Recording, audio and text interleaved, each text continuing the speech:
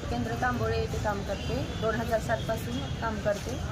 माझं मागच्या 6 वर्षाचं मंडळ मी आणि माझे पती दाजी कोकाटे असं आम्ही दोघांनी पोलिओ बूथवर IPPIला काम केलेलं आहे. 6 वर्षाचं दोघांचंही मानधन मिळालेलं नाही. आम्ही IPPIला फिरतो तेव्हा येऊन आमच्याकडून सह्या घेतात की रोख मानधन मिळालं असं सही द्या, आणि आम्ही सह्या केल्या आणि आमच्या अकाउंटला पैसे टाकतो असं सांगून पासबुक आणि आधार कार्ड घेतलं जातं PSCला, आणि आमचे क्लार्क आमच्या खात्यावर ट्रान्सफर करत नाहीत. आम्ही विचारणा केली बऱ्याचदा, तर त्यांनी सांगितलं पंचायत समितीला चौकशी करा. मोहोळला चौकशी केली तर त्यांनी सांगितलं तुमचं सगळं जे पेमेंट असेल ते तुमच्या PSCला ट्रान्सफर केलेलं असतं, तुम्ही तिकडं द्या. पण तिथं PSC तर दिलं जात नाही, आणि म्हणजे नुसतं आम्हाला हे पंचायत समितीला चौकशी करा वगैरे सांगितलं जातं, वेळ मारून नेली जाते. आणि उपकेंद्रात सुद्धा आम्हाला अपमानास्पद वागणूक दिली जाते. आरोग्य सेविका असो, CHO असो, त्यांनी आम्हाला व्यवस्थित वागणूक देत नाहीत.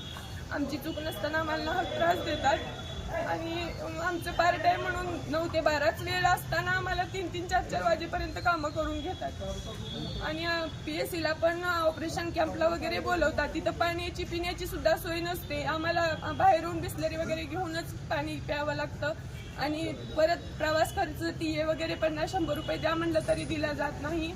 मग आता सध्या ह्या 1-2 महिन्यात तर मी PSCला गेलेच नाही, कारण माझ्याकडे पैसेच नसतात. 3,000 मानधनातून माझी नवरा बायको 2 मुलं कुटुंब पूर्ण आम्हाला भागवावं लागतं, तेवढ्यात ऍडजस्ट होत नाही. त्यांनी बोलवलं त्यावेळेस आमच्याकडे पैसे नसतात, आणि मग आम्ही नाही आलं की उद्धट बोलते, काम करत नाही, तुला कामावरनं काढतो, अशा धमक्या दिल्या जातात आरोग्य सेविकेकडनं किंवा CHO कडनं.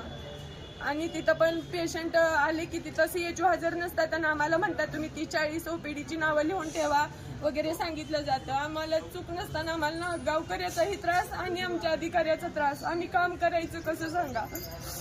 आमच्या अडचणी ज्या आहेत त्या दूर केल्या पाहिजेत अधिकाऱ्यांनी.